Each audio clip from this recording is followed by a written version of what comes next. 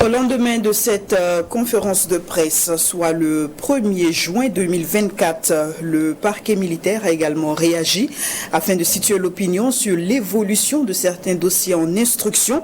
Nous aurons l'occasion de suivre le procureur militaire sur le dossier CAM, mais bien avant, je vous présente les invités qui ont bien voulu répondre présents à notre invitation. Issouf Sidibé, journaliste à la lettre du Faso, bonsoir. Bonsoir Vanessa. Nous disons également bonsoir à Hassan Bationo, qui est analyste politique et web activiste. Bonsoir. Bienvenue. Bonsoir Vanessa. Et bonsoir à Ali Nana, qui n'est plus à présenter, analyste politique et sécuritaire. Bonsoir Ali Nana. Bonsoir Burkina Info et bonsoir Madame Vanessa. Merci donc à vous pour avoir honoré notre invitation. Alors on parle du dossier Guy Hervé Cam. Avant d'en venir à la mise au point du parquet militaire, d'abord analysons cette sortie des avocats de Maître Cam. Et la première question, je vous l'adresse Issouf Sidibé. Alors nous avons donc suivi cette sortie où il est question de transfert d'otages. Ce sont les propos de Maître Sommet et on a vu également des vidéos circuler sur ce point-là sur les réseaux sociaux, la véracité étant à démontrer. Mais vous, quelle lecture est-ce que vous faites à la suite des explications des avocats? Merci Vanessa. Je pense qu'avant de commencer, je vais aller dans le même sens que Maître Farama. Je pense que lorsqu'on est dans un état, il faut quand même une boussole vers laquelle tout le monde doit s'orienter, le droit. Lorsqu'on s'écarte de cela, ça va causer de sérieux problèmes. Bon, généralement, je me méfie de commenter les décisions de justice parce que c'est un peu sensible tant que l'instruction est en cours. Mais ça nous permet que ça, quand même, on a vu les faits qui sont là, notamment la libération et en même temps l'arrestation de façon, j'allais dire, pas humaine de Maître Hervé Cam. La manière n'a pas été ça parce que c'est devant femmes et enfants. Oui. Pendant que les gens criaient, on a vu la vidéo. On a entendu les supplications. Les supplications. Et lorsque la vidéo a circulé aussi, on a vu quand même la sensibilité des Burkinabés. Lorsque c'est comme ça là, c'est pas bon, ni pour les autorités, ni pour le parquet militaire. Donc je ne sais pas comment nous sommes en arrivés là. Mais allons au cas de Hervé Cam parce que c'est avec ces tentatives de coup d'État. Cette tentative de coup d'État où les gens sont portés disparus, il n'est pas le seul cas. Je ne sais pas pourquoi c'est un seul cas, parce que quoi qu'on dise, la conférence de presse du parquet militaire, généralement c'est sur le cas de Hervé Cam, parce que ça a créé un tollé général au regard de la vidéo. Donc on en a profité pour quand même argent d'autres faits, d'autres cas de tentative de coup d'État. Donc aujourd'hui, il y a combien de gens qui ont été enlevés? Pourquoi on n'en parle pas de ces cas? Pourquoi ces personnes n'ont pas été transférées au niveau de la MACA, ou du moins n'ont pas été présentées au niveau du parquet militaire? Ce sont ces questions-là aussi qu'il faut se poser. Voilà. Parce que c'est pas parce que c'est pour ce cas précis, il y a eu la pression. Il y a eu la pression non seulement des avocats, il y a eu la pression de la communauté internationale qu'aujourd'hui on va transférer, on va faire un habillage juridique pour l'amener à la MACA, soit disant que non, il y a eu une tentative de coup d'État ou ceci ou cela. Mais il y a bien d'autres cas aussi, que le parquet militaire s'en saisisse et que les parents de ces personnes-là aussi chassent quand même à quoi s'en tenir. Parce qu'il y a jusqu'à aujourd'hui, il y a des gens qui sont détenus, dont on ne sait où, qui sont portés disparus, qui ont été enlevés et les parents ne savent toujours pas où ils sont. Donc je pense qu'on doit remettre tous ces cas-là, pris l'un dans l'autre là, doivent être englobés dans un autre dossier, dans un seul dossier par le parquet militaire. Alors des cas qui doivent être mis sur le même pied d'égalité et traités avec la rigueur qu'il faut. Alors Hassan Bationo, pour certains observateurs, on est dans une dynamique de tenter de régulariser quelque chose qui a d'abord été illégal. On parle de ces 1 mois de détention, le parquet qui parle d'une instruction qui a été lancée. Alors, quelle est votre lecture? Non, notre lecture, elle est toujours la même. Elle est toujours la même parce que l'intérêt supérieur de la nation doit être toujours mis au devant. Aucune liberté individuelle ne peut primer sur l'intérêt collectif ou la liberté collective. L'une des choses que nous déplorons ici, c'est que peut-être nous avons tardé dans l'instruction de ce dossier. dans l'instruction de ce dossier parce que je pense que c'est avant-hier ou bien hier, le parquet militaire, lors de sa conférence de presse le samedi, je pense très bien est revenu dessus et a essayé de montrer que lorsque les institutions ont commencé de façon individuelle en suivant certaines voies que nous reconnaissons bien sûr, selon la loi commune, plein ont pris la tangente, ils sont disparus. Aujourd'hui, je pense très bien, je n'invente pas des faits, ce sont des choses qui ont été communiquées par l'autorité, plein sont aujourd'hui en Côte d'Ivoire. Des mandats d'arrêt ont été lancés jusqu'à aujourd'hui, les mandats d'arrêt ne sont pas encore exécutés et l'État burkinabé espère que d'ici un mois donné, d'ici peu de temps, les différentes discussions qu'il peut avoir entre le Burkina Faso et la Côte d'Ivoire pourront aboutir à l'extradition de ces personnes-là. Et donc, moi, honnêtement, tout ce que j'ai vu également par rapport à la conférence de presse animée par les avocats de Maître Eveka, c'est normal. C'est normal parce que c'est un individu, c'est un de leurs proches qui n'est pas en liberté. C'est un de leurs proches qui leur manque, c'est un de leurs proches qui est accusé dans un dossier. L'esprit de solidarité voudrait effectivement qu'il puisse le venir en aide. Mais est-ce que selon vous, la manière a été dans ce transfert-là?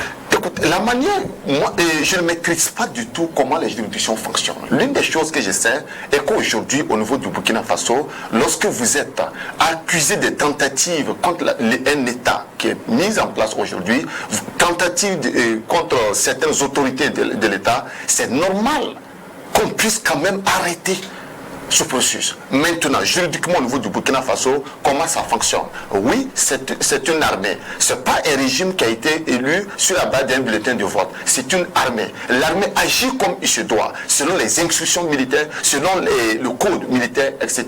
Je ne peux pas m'aventurer pour pouvoir citer des éléments scientifiques au-delà de ce que je connais en tant que civil. Mais une chose que je sais est que Maître Kam n'est pas un citoyen peut-être comme les autres, c'est pourquoi son institution a fait objet d'une interprétation de façon spécifique ou tout simplement pas conformément aux autres civils. Maître Evekam, c'est d'abord un acteur clé de la société civile burkinabé. C'est l'un des acteurs qui a participé qualitativement à l'insurrection populaire du au niveau du Burkina Faso en octobre 2014.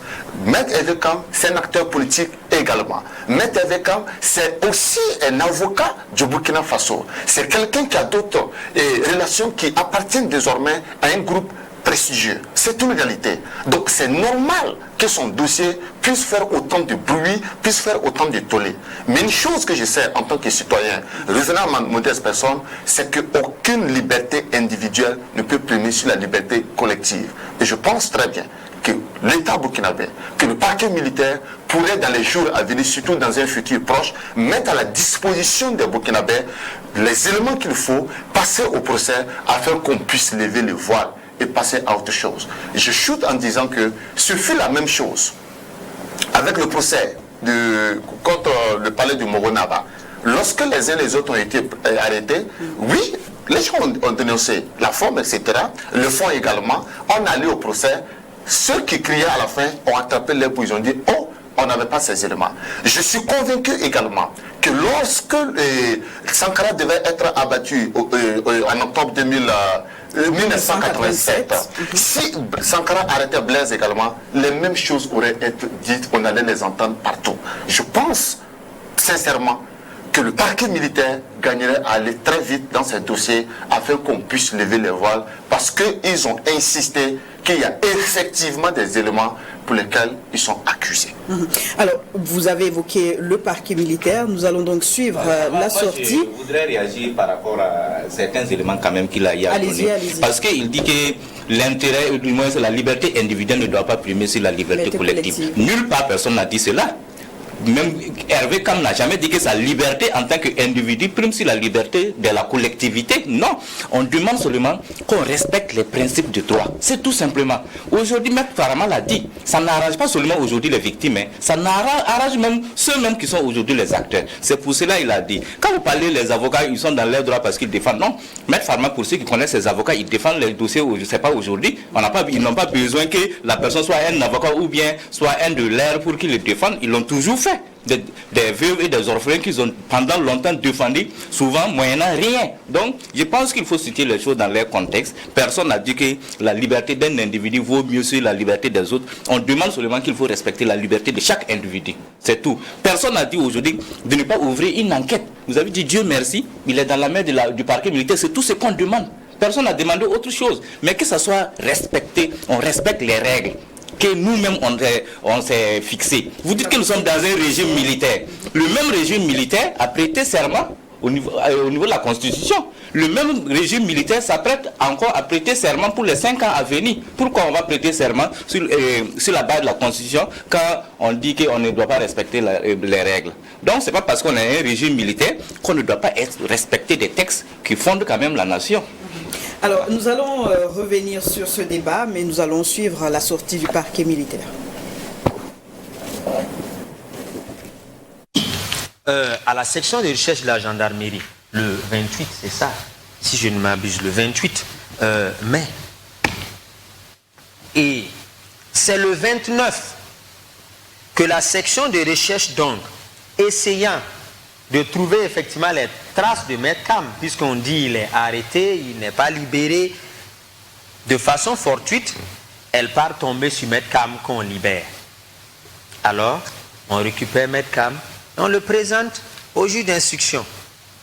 Du coup, la condition de sa libération qui avait été exigée par le président de la chambre de l'instruction s'en trouve respectée. Et c'est fort de cela donc que le 29 mai, le juge d'instruction a reçu Maître Cam, a décidé de le mettre en examen et de décerner un mandat de dépôt contre lui et de le déposer à la MACA. Et à cette procédure, lorsque Maître Cam nous a été présenté par la section de recherche, le juge d'instruction lui a donné les délais légaux de 2 heures pour permettre à ses conseils de venir. Ces conseils sont venus. Des conseils au nombre de 7 se sont présentés au juge d'instruction. Ils ont bel et bien commencé l'instruction du dossier.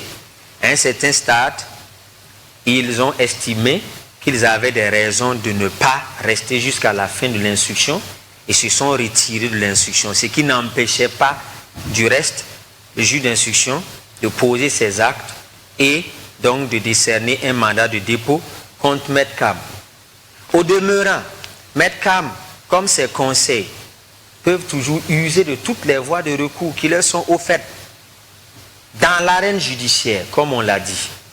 Argument contre argument, contradictoire. On ira discuter devant la chambre de l'instruction. Cette chambre décidera. C'est cette attitude qu'on doit avoir lorsqu'on est juriste. Lorsqu'on est justement soucieux que la procédure soit respectée. Et cela, c'est leur droit et personne ne refusera ce droit donc à Maître Cam et à ses conseils. Voici donc une mise au point sur l'affaire Cam par le tribunal militaire. Alors, Ali Nana, votre lecture de ce qui a été dit par le tribunal militaire et les explications des avocats de Maître Cam. J'avoue que je suis très mal à l'aise quand je parle de ce dossier Cam. Depuis bientôt 4 mois, si je m'abuse. Voici une affaire qui pouvait être gérée dans les règles de l'art, comme les juristes le disent, mais qu'on est en train de complexifier. Et un dossier qui est en train de prendre une autre ampleur, une autre tournure, qui risque une fois de plus de créer ce qu'on appelle une fracture au sein de l'opinion burkinabé, qui n'en a pas besoin actuellement. Nous avons besoin depuis la prolongation du mandat, du moins de la transition de 5 ans, de réunir les Burkinabés pour qu'ils voient dans la même direction. Parce que jusqu'à preuve de contraire, je crois que l'objectif premier des Burkinabés aujourd'hui, c'est la lutte contre le terrorisme. C'est la reconquête intégrale de notre territoire. Me suis un peu embêté par ce dossier qui vient encore une fois de plus créer cette division-là. En tant que juriste, aujourd'hui, je suis très mal à l'aise de parler d'un dossier qui est en instance. Qui est en instance, en ce sens que, jusqu'à preuve du contraire, nous sommes dans un état de droit et que notre constitution est en vigueur. Et la constitution, en son article 1, garantit l'ensemble des droits fondamentaux des Burkinabés, le droit d'aller et de venir, le droit à la vie, le droit à la liberté, le droit à la ainsi de suite. Et je crois que dès lors que nous sommes Burkinabés et que nous posions un acte dans le sens d'atteinte à la sûreté de l'État, des mécanismes juridiques sont prévus pour qu'effectivement le présumé soit entendu par les autorités compétentes. Et au cœur de cette audition, ce qu'on appelle la présomption d'innocence, qui est une valeur cardinale pour les juristes, doit être mise en œuvre. Si effectivement, tant il est vrai que Maître Kam est reconnu comme ce que le procureur est en train de dire, il est évident qu'au lendemain de son arrestation à partir de l'aéroport international de Ouagadougou, que l'opinion nationale burkinabé soit située. Et c'est ça le plus important. On n'avait pas besoin d'attendre jusqu'à 3 mois, 4 mois aujourd'hui pour nous apporter les éléments qu'on est en train de vivre de suivre aujourd'hui. Il y a ce qu'on appelle la séparation des pouvoirs dans un état de droit. Et jusqu'à preuve du contraire, je crois que le Burkina Faso est dans un état de droit où la séparation des pouvoirs est de mise. Et dès lors qu'un individu, du fait de son comportement, du fait de ses actions, tente à un certain moment de mettre en mal la cohésion sociale ou le fonctionnement normal de nos institutions, qu'il soit entendu par ce qu'on appelle la justice. J'ai l'impression que les gens y ont ce qu'on appelle la justice. La justice est le dernier rempart pour tout corps organisé. Alors, si on suit les deux camps, est-ce qu'on reste dans la dynamique que la procédure n'a pas été respectée? Personnellement, en tant que juriste, je ne peux pas dire que la procédure est respectée. Et je crois que le président Ibrahim Traoré, que nous soutenons sur le plan sécuritaire de la lutte contre le terrorisme, doit ouvrir l'œil et le bon. Parce que j'ai toujours dit, il faut faire très attention parce que le mal ne vient que de l'intérieur. Je me demande si souvent ceux qui agissent de la sorte rendent service à ce capitaine-là très valeureux, très ambitieux pour ce Burkina Faso. Alors, parce que je me dis, dans un état de droit, il faut que les droits fondamentaux des individus soient respectés à la lettre. Et il n'y a pas de super burkinabé. C'est pas parce que c'est Maître Kam. Combien de burkinabés sont arrêtés chaque jour? Combien de burkinabés sont présentés devant le procureur chaque jour? Et je crois que c'est ça l'état de droit. C'est ça qui permet effectivement à notre corps social organisé d'avoir une dynamique, d'avoir une certaine cohésion, d'avoir une certaine dynamique de fonctionnement. Si c'est bien compris, Alinana, Hassan Bationo, les explications du procureur militaire qui dit être tombé de manière fortuite sur Maître Kam après des recherches. Bon, qu'est-ce que vous entendez par là? Non, je pense que c'est lui qui maîtrise son dossier. Ils disent que apparemment c'est une unité de recherche, dans ces recherches, qu'il a retrouvé lorsqu'on devait le livrer à sa famille une soirée sur un terrain non loin de son domicile. Automatiquement, ils se sont plus compliqués la tâche parce qu'ils disent qu'on le recherchait depuis des jours. Je ne maîtrise pas du tout. Je ne sais pas dans quel contexte il dit qu'on ne savait pas où il se trouvait depuis un moment donné. Est-ce que la mise en scène?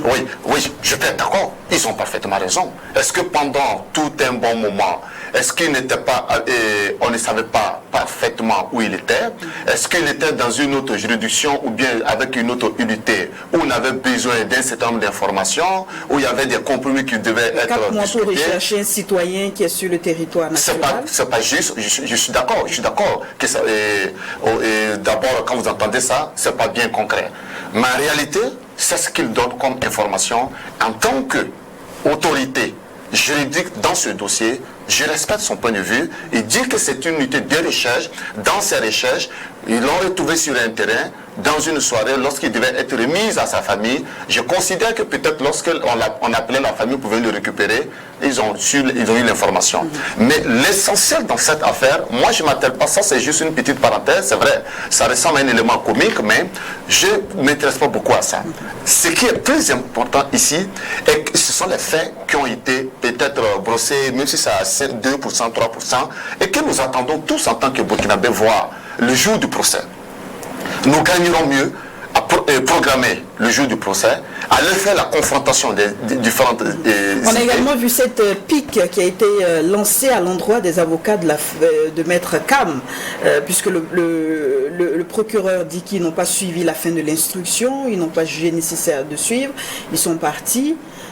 Oui, c'est normal, parce que ce n'est pas uniquement au plan juridique, même au plan politique, nous voyons ça souvent où les politiciens peuvent claquer la porte et puis partir lors des négociations. Lorsque vous trouvez un moment donné que vous n'êtes pas à l'aise dans les discussions, vous trouvez un moment donné qu'on ne vous donne pas la liberté vraiment d'agir comme il se doit, la loi vous autorise effectivement à repartir. Mais est-ce que cela enfreint ou bien cela arrête le processus? Je pense que non. Nous avons vu, peut-être lors des assises également, certains hommes politiques qui n'ont pas pris part. Nous avons vu lors de certaines discussions avec, par exemple, les opérateurs immobiliers à un moment donné, je pense en 2023, où on les avait convoqués pour discuter par rapport à des réformes. Ils ont claqué la porte, ils sont allés animer une conférence de presse. Je pense que c'est dans leur droit, parce que la même Constitution reconnaît tous ces droits à chacun de nous.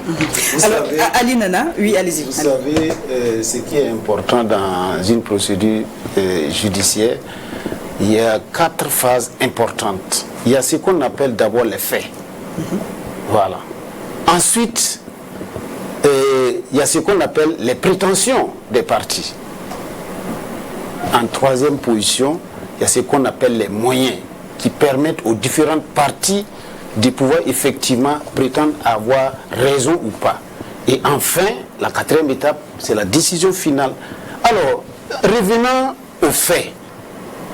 Dès lors qu'on reproche à un citoyen burkinabé d'atteinte à la sûreté de l'État, de poser un acte allant dans le sens de freiner le fonctionnement normal des institutions républicaines, alors il faut immédiatement étaler les faits et réunir les parties devant ce qu'on appelle le procureur pour enclencher ce qu'on appelle la procédure. Et moi, mon grand étonnement, pourquoi c'est aujourd'hui on fait cet habillage-là, après près de 4 mois, après 4 mois de perte de temps, à la limite pour moi, on aurait dû faire l'économie de tout ça, parce que jusqu'à Maître Kam n'est pas au-dessus de tout autre citoyen. Il est un citoyen ordinaire. S'il pose cet acte-là, il doit répondre effectivement devant les juridictions compétentes. Ça, c'est ce que la Constitution prévoit. Alors, mais pourquoi attendre, faire tous ces micmacs, des interprétations, tout ça, pendant que nous sommes engagés tous dans une dynamique de lutte contre le terrorisme? Je crois qu'on pouvait faire l'économie de tout ce qu'on est en train de, ce qu'on a vécu pendant 3 mois et aller à l'essentiel. Et il faut rapidement vider le fond de ce dossier-là, parce qu'on ne peut pas. Aujourd'hui, j'ai l'impression que le faible de ces MPSR2-là, c'est le volet justice. Pourtant, nous avons, auprès du capitaine Ibrahim Traoré, des chevronnés, des éminents juristes, à commencer par le ministre de la Justice, à commencer par le ministre de l'Administration du Territoire. Le Premier ministre. Le Premier ministre. 3 hommes, et pas les moindres. Je les connais, je connais leur niveau d'engagement pour le développement de ce pays, je connais leur degré de patriotisme. Et je suis sûr que s'ils ont les mains libres, ils n'allaient pas effectivement abonder dans le sens de ce qu'on est en train de vivre. Ils ne rendent pas, à mon avis, ce qui se passe n'est pas effectivement de nature à rendre service à notre transition actuelle que nous sommes en train de soutenir dans le cadre de la lutte contre la transition. Je répète, l'objectif premier, la mission primordiale de cette transition, c'est de nous donner nos 274 000 km². C'est ça le plus important. Alors, Issouf Sidibé, il faut rappeler qu'il n'y a pas que Maître Kam dans cette sortie du parquet. Il y a aussi Emmanuel Zoungrana. On va évoquer son sujet rapidement afin de passer à un autre thème. Emmanuel Zoungrana qui a également été... aussitôt libéré, aussitôt... Voilà, difficile de qualifier cela de transfert, d'enlèvement et toute autre chose. Alors, Emmanuel Zoungrana, en tout cas, qui n'est plus en résidence surveillée avec sa famille, qui, dans un communiqué, a déploré le fait qu'il a été récupéré par des hommes vers une destination inconnue. Son sujet a fait l'objet d'une mise au point également par le parquet militaire. Alors, on se demande pourquoi maintenant? Parce que le dossier Emmanuel Zoungrana, c'est un dossier qui date depuis Rochma Christian Kaboré, il serait impliqué dans des tentatives de déstabilisation. Selon la sortie du parquet, on parle d'implication dans 2 dossiers de complot. Le personnage, on se demande pourquoi est-ce qu'il est autant sous les feux des projecteurs. Bon, je ne sais pas trop pourquoi il est sous le feu des projecteurs, parce qu'à la limite, c'est pas lui seulement. Comme vous l'avez dit, il y a beaucoup de personnes qui ont été enlevées. Mais je voudrais quand même revenir par rapport à la sortie du parquet militaire, qui, de façon fortuite, a croisé Maître Hervé Kam, ou du moins les services de la brigade de recherche a croisé Maître Hervé Kam. Je pense que l'affaire Hervé Kam a quand même connu 2 jugements au niveau du tribunal administratif. Et au niveau de ces tribunaux, l'agent judiciaire de l'État y était représenté. Et il a même quand même évoqué à un moment donné qu'il y a des procédures de tentatives de coup d'État qui étaient reprochées à Maître Kam. Donc je me dis que si le tribunal militaire n'est pas ex nihilo des institutions de l'État, il devrait savoir quand même où était Maître Kam à ce moment. Bon bref. Pour les coups d'État, je pense qu'on avait une fois évoqué ça. Je ne vais pas revenir sur les cas précis, mais je pense qu'il faut que nous fassions une analyse profonde de la situation du Burkina Faso. On a parlé des coups d'État. Combien de tentatives de coups d'État le MPCR a connu? C'est la question qu'il faut se poser. J'avais une fois dit ici, s'il y a beaucoup de tentatives de coups d'État ici, il faut se poser aussi les questions, les vraies questions. Pourquoi chaque fois les gens veulent attenter à ce pouvoir? Est-ce parce que vous êtes très bon, il ne veut pas que vous réussissez, ou bien c'est parce qu'il y a un problème. S'il y a un problème, il faut qu'on s'assoie pour discuter. Nous sommes dans une transition. Il faut réunir tous les acteurs autour d'une table pour discuter. Quand même, ceux qui sont aujourd'hui en prison, ce n'est pas des moindres. Vous l'avez rappelé, Maître Hervé Kam, Hervé Kam quand même a été un acteur très important de la vie politique burkinabé. Donc moi je pense que le pouvoir même gagnerait à se poser les bonnes questions. Mon frère a dit tout de suite qu'il faut faire très attention. Le président Ibrahim doit faire très attention par rapport à son entourage. Je ne dis pas que qui est bon, qui n'est pas bon. Mais il faut reconnaître quand même que pour faire un peu de façon imaginaire, pour ceux qui ont lu le parachutage de Norvège Zongo, vous vous souviendrez que quand même, pour éliminer le président, il fallait éliminer un certain nombre de personnes. Donc il fallait inventer quand même des tentatives de coup d'État. Quand vous revenez plus réellement, ça ce n'est pas imaginaire, mais ça c'est réel. Sous la Révolution, les gens ont tout mis en œuvre pour qu'il y ait des tensions au sein même de la classe politique, au sein même des révolutionnaires, du CNR, pour qu'eux, en fin de compte, ils puissent arriver à faire leur coup d'État. Parce que chaque fois, il y avait le complot de ceci, le complot de cela. Quand vous regardez le licenciement des enseignants, des 1000 enseignants, qui en a tiré profit après?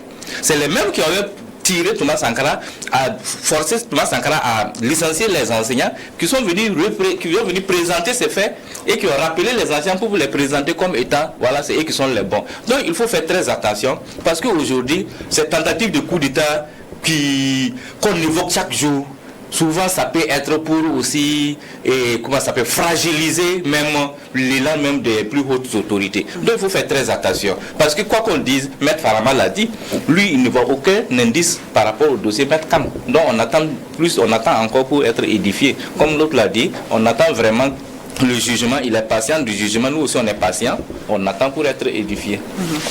Alors nous allons aller rapidement à un autre sujet, celui de la visite du président sénégalais Diomaye Faye au Burkina Faso le 30 mai. Il a été reçu par son homologue burkinabé, le capitaine Traoré. Plusieurs points à l'ordre du jour.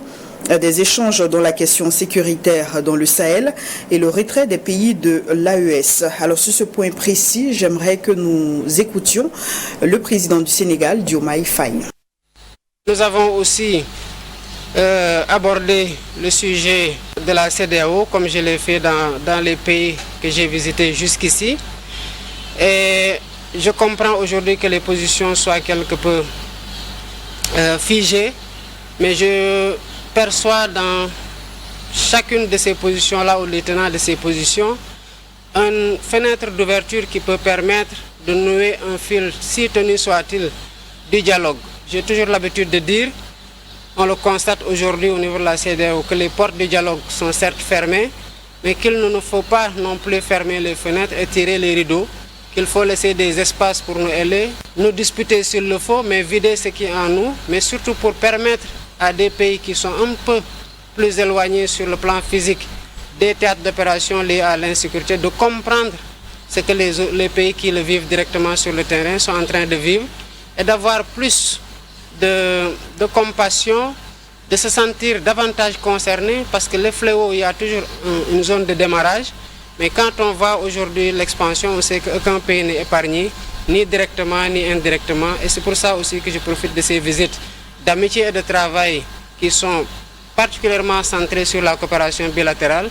Mais j'en profite pour adresser ces questions-là et dire ma disponibilité à continuer à travailler de part et d'autre pour qu'il y ait des plages de convergence qui nous permettent quand même de discuter de ce qui ne marche pas et de voir comment changer ce qui ne marche pas, parce que nous avons la responsabilité historique et l'héritage de nos pères fondateurs par rapport à cet ensemble-là pour nous battre au sein de la CEDEAO et ensemble pour que la CEDEAO reste ce qu'elle n'aurait jamais dû cesser d'être, à savoir un organe d'intégration qui a été cité en exemple, que nous devons pérenniser, que nous devons renforcer et que nous devons protéger contre toutes les velléités qui vont dans le sens de détourner la CEDEAO de son objectif d'intégration africaine et de ce qui est sa nature, à savoir la CEDEAO des peuples, et qu'elle continue à être cela et qu'elle continue surtout à être un cadre où nous allons adresser ensemble les défis communs que j'ai cités tantôt.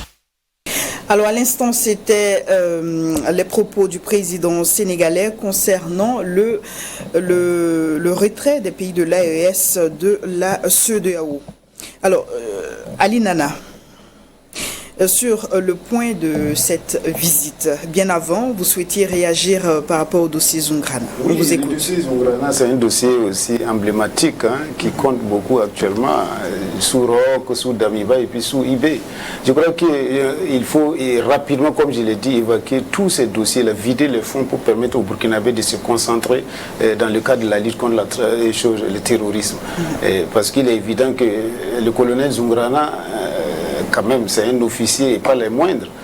Pour ceux qui connaissent l'histoire de cette armée, son nom est cité un peu partout dans beaucoup de situations. Et je crois que c'est quelqu'un aussi qui qui a commandé les Mamba Verts, pour ceux qui connaissent l'histoire de cette unité-là.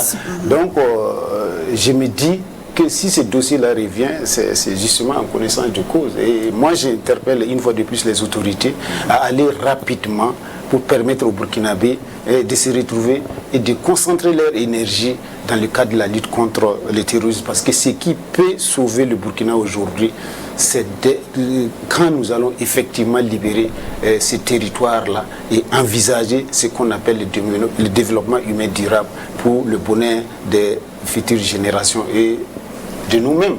Voilà, pour revenir à la visite de Diomaye Faye. Je crois qu'il est en train de respecter une tradition. En Afrique, je crois que quand vous rendez visite à quelqu'un, c'est une manière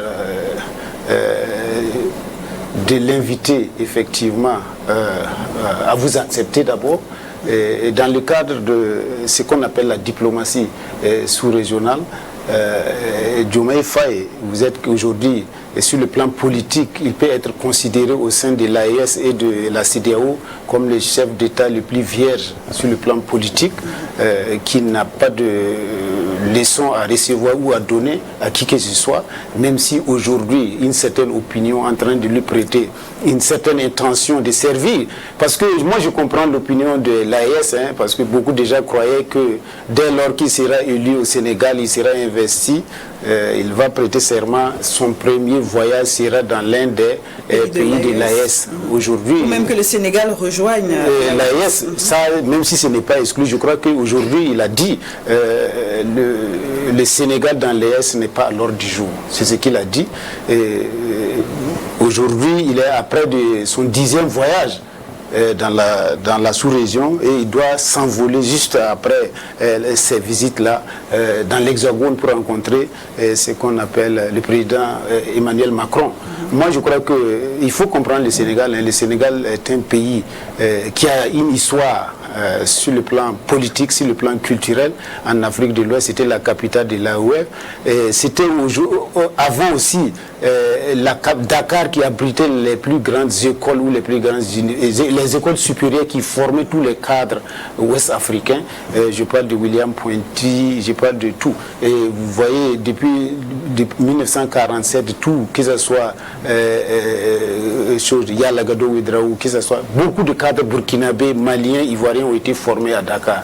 Donc si aujourd'hui Faye, après avoir visité ses voisins, fait un saut à l'AES, c'est une manière de dire aux peuples africains, aux peuples ouest-africains, qu'il est conçu pour effectivement réussir sa mission et son mandat. Parce qu'il est investi aujourd'hui d'un des mandats les plus compliqués au Sénégal. C'est un mandat où il y a de fortes attentes par la jeunesse sénégalaise. Parce qu'il est élu par la jeunesse sénégalaise, la jeunesse progressiste, la jeunesse panafricaniste et la jeunesse révolutionnaire. Qui a beaucoup d'attentes. Alors, Hassan Bationo, est-ce que la déclaration du président sénégalais, est-ce que vous la considérez comme un aveu d'échec au regard de la mission qui lui a été en griffe confiée, celui de raisonner peut-être les présidents de l'AES? Non, pour moi, ce n'est pas du tout un échec. Et d'ailleurs, au Mali, il a été clair avec le président, le camarade colonel Bouita. Il n'a pas été envoyé du tout par la CEDEAO ni par qui que ce soit pour venir discuter de quoi que ce soit. Il est venu tout simplement comme voilà, tout citoyen africain et quelqu'un qui vient d'être élu. Moi je m'attelle à ça, c'est parce que c'est ce qui est officiel. L'élément le plus important ici est qu'il vient d'être élu en tant que chef d'État du Sénégal. Chef d'État, et vous savez, il n'est pas arrivé après plusieurs douleurs. Il est arrivé, je peux dire, entre griffins, dans une situation un peu pacifique. C'est vrai qu'il y a eu des morts. Oui, c'est vrai qu'il y a eu des morts, mais considérez par exemple comme c'était comme le cas d'Alassane Ouattara, qui est arrivé après combat pendant au moins presque une décennie, une crise post-électorale, etc. Mais au Sénégal, on peut dire que ça va. Il y a eu des violences. Il y a eu des violences, je suis d'accord, avant les élections, après tout cela. Il a fait la prison. Oui, il a fait la prison avec Sonko. Après la libération, ils ont pu prendre quand même le pouvoir. Donc je pense qu'il est venu en tant qu'un jeune président. Pourquoi pas? Puisqu'il y a eu un moment de tête à tête entre lui et les autres camarades, à savoir le camarade colonel du Mali et le camarade Ibrahim Traoré. Cette tête à tête, ça peut consister également à discuter par rapport à des questions de conseil.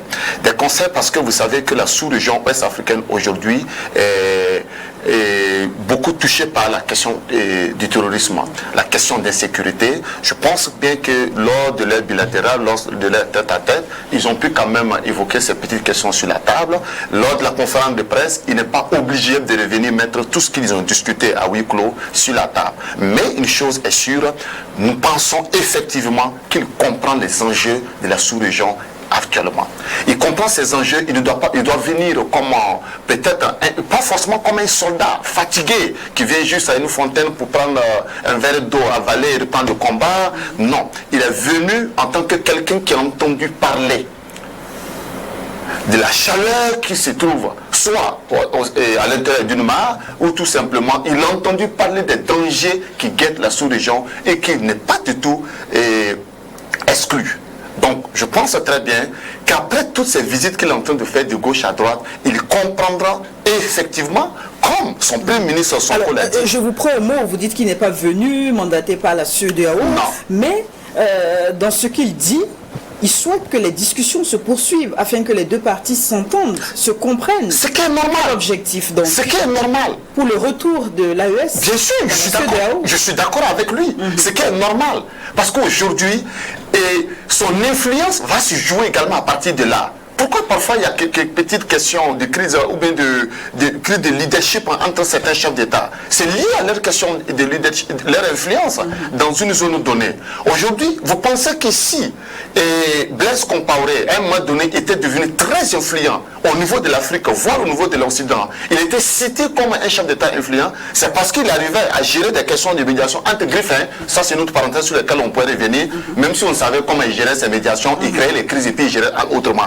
Donc, pour chuter, je dis qu'il veut également marquer son terrain, gérer cette question de leadership, parce qu'on avait confié ce dossier-là au président de la Côte d'Ivoire, Alassane Ouattara, mais il a effectivement échoué comme toute attente. Est-ce qu'il n'a aucun leadership? Est-ce qu'on ne peut pas considérer ça comme un échec, puisqu'il n'a pas obtenu le retour de la CEDEAO? Encore moins que son co-interlocuteurs disent que oui, les négociations vont se poursuivre. Non, introduire une puce ne veut pas dire déclencher. Non. À l'ordre du jour, la CEDEAO n'était pas effectivement inscrite sur la table lors des discussions, lors du bilatéral qu'il a eu entre eux, lors de leur tête-à-tête. Mais ça a été juste une brèche qu'il a ouverte en disant que par la suite, nous pourrons poursuivre les discussions. Pour moi, ce n'est pas un échec. Je le comprends. Maintenant, dans les jours à venir, il doit faire très attention. Parce que nous n'avons pas quitté la CEDEAO parce que c'était juste un jeu de fantasmes, etc. Après avoir pris un verre de liqueur, etc., fumé du chicha, on s'est dit les raisons étaient expliquées. Les raisons sont bien connues. Nous avons quitté la CEDEAO pour des questions de survie.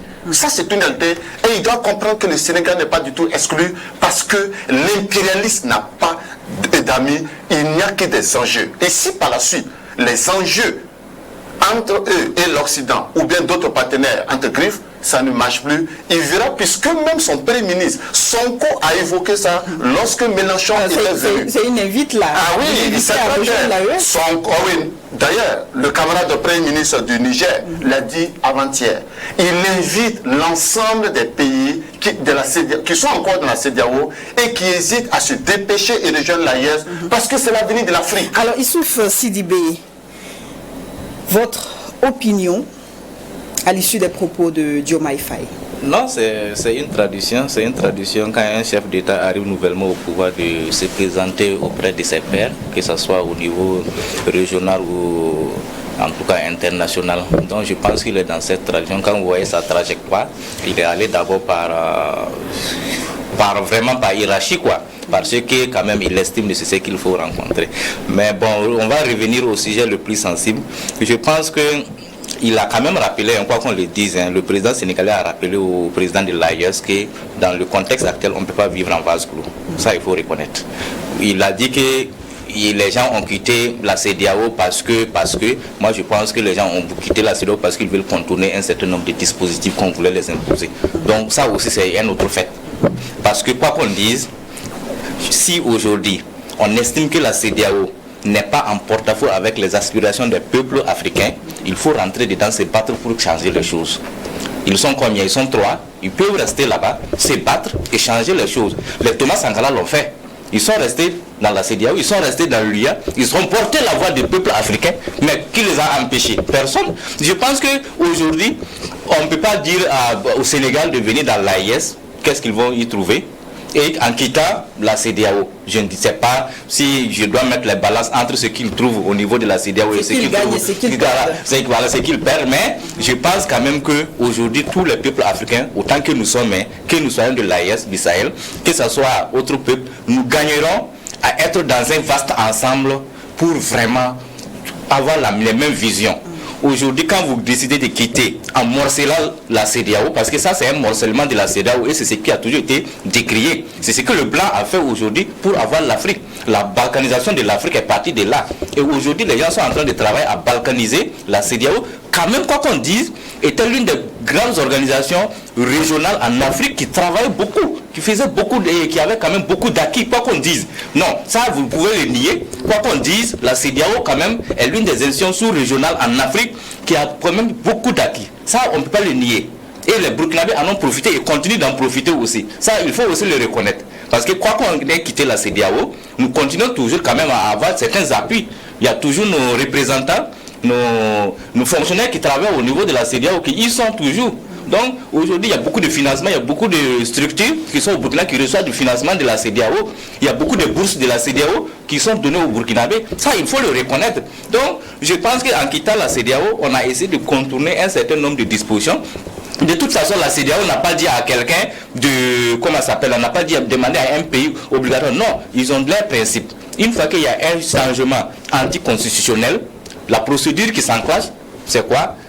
On vous suspend à partir d'un moment donné, on vous demande de revenir à l'ordre constitutionnel. C'est pas compliqué que ça. Voilà, un calendrier électoral clair et précis. C'est pas aussi difficile que ça. Maintenant, si un pays ne le veut pas, vous quittez, il n'y a pas de problème.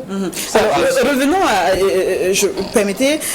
revenons à justement cette mission-là. Est-ce que vous la considérez comment?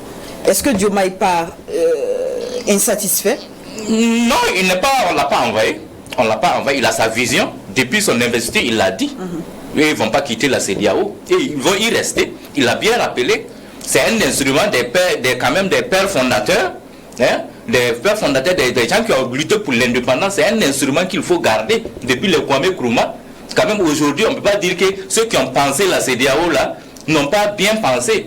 Quand on dit qu'aujourd'hui, il y a la libre circulation des biens et des personnes, quand vous dites qu'il n'y a pas d'acquis au niveau de la CEDEAO, non, c'est parce que souvent, on pense que la CEDEAO c'est un instrument politique au jeu de l'impérialisme. On oublie certains détails qui sont les barrières douanières et autres. Non, je pense qu'il y a beaucoup de gens aujourd'hui qui peuvent témoigner que grâce à surtout ceux qui font les affaires. Ceux qui font les affaires, je ne parle pas de ceux qui sont assis à Ouagadougou, peut-être autour de ronds-points. Non, je ne parle pas de ça. Je parle de ceux vraiment qui travaillent, qui ont quand même une assiette vraiment sous-régionale. Je ne parle pas de ceux qui sont assis à Ouagadougou. Donc, quoi qu'on dise, il y a des acquis. Je suis d'accord qu'il y a aussi des insuffisances. Il faut travailler à corriger ces insuffisances. Voilà. Ali Nana. Oh, je viens de l'apprendre. Moi, je ne savais pas que Diomaye Faye a été investi d'une mission durant cette tournée-là. Moi, personnellement, je ne savais pas. Non, je ne l'ai pas dit. Non, pas vous. Je viens de l'apprendre, peut-être. Non, pas investi, mais c'est le sentiment qu'on avait à l'issue de cette. Il faut qu'on évite d'avoir des sentiments. C'est les sentiments qui amènent les peuples africains à ne pas avoir de dynamique de développement. Diomaye Faye, c'est un président. Il faut qu'on ait l'humilité d'avoir de la considération pour nos autorités, nos chefs d'État que nous avons élus ou bien qui nous dirigent. Lors de la dernière, dans une grande interview du capitaine Ibrahim Traoré, il a dit que la question du retour de l'AES, des États de l'AES au sein de la CEDEAO, ce n'est plus une question négociable. C'est une situation de non-retour. Moi, dès lors que le capitaine Ibrahim Traoré, mon président, a dit ça, toute autre considération, ramener la CEDEAO dans l'AES, pour moi, l'AES est une dynamique à part entière, est un regroupement d'États responsables qui, après une analyse froide de leur situation sécuritaire, politique, économique et culturelle, a décidé en âme et conscience de s'assumer et de prendre les responsabilités en main. Pour moi, cette question est close. Ensuite, Diomaye Faye, dans son discours lors de l'entretien, quand il parlait avec le capitaine Ibrahim Traoré à sa gauche, il a reconnu le mérite du peuple burkinabé d'avoir résisté, d'avoir eu l'audace, le courage de prendre certaines décisions courageuses pour faire face à l'île terroriste. Il l'a reconnu. Il a parlé de dignité, il a parlé de souveraineté, il a parlé de courage. Qui dit mieux pour le peuple burkinabé? Je crois qu'aujourd'hui, c'est ces trois valeurs-là qui incarnent le peuple burkinabé. La question de la souveraineté. Vous croyez qu'aujourd'hui, ce président sénégalais qui vient de prendre, qui vient d'être investi, peut influencer le capitaine Ibrahim Traoré, le président Tchani et le président Goïta dans le sens de revenir dans la CEDEAO? Ça, c'est manquer de respect et de considération à nos chefs d'État. Moi, je crois qu'ils se sont... Je pense aussi quand même que... Non. Parce qu'on n'est pas aussi suffisamment outillés à l'histoire. Parce que les cas de l'AIS, c'est des cas qui ont déjà... Moi, je pense que... Je vais finir mon raisonnement. Donc, c'est pour vous dire qu'en réalité, la diplomatie, cette tournée-là, rentre dans un cadre diplomatique. Et c'est normal, et c'est tout à fait... C'est pas parce qu'il veut ramener qui que ce soit. Non. Les États africains sont souverains, capables de décider... Puisqu'on en parle, voilà. Il est venu aussi Ne prêtons pas des intentions au président Faye qui a fait cette tournée. Et le peuple sénégalais qui l'a élu, lui a investi une mission. Si à un certain moment... investir de la mission de la CEDEAO ou pas, cela n'enlève pas le fait qu'il souhaite que les négociations se poursuivent. Et les négociations se poursuivent pourquoi? Pour le retour à la CEDEAO. Faye a été investi pour une mission de ramener les États de l'AES dans la CEDEAO. Et tout le monde vous l'a dit officiellement. Tout le monde, il a dit, ça c'est officiel, c'est pas un truc qu'on imagine, c'est officiel. L'un des éléments qui est presque, oui, je suis d'accord, c'est qui est normal. Ce qui est très important ici, Vanessa, Sylvain, apparemment, il n'a pas compris encore les enjeux. À l'heure où nous sommes aujourd'hui, la dynamique souverainiste de notre pays, dans la sous-région aujourd'hui, y compris dans toute l'Afrique, capable de remettre sur des piliers la dignité des États africains, c'est l'AES.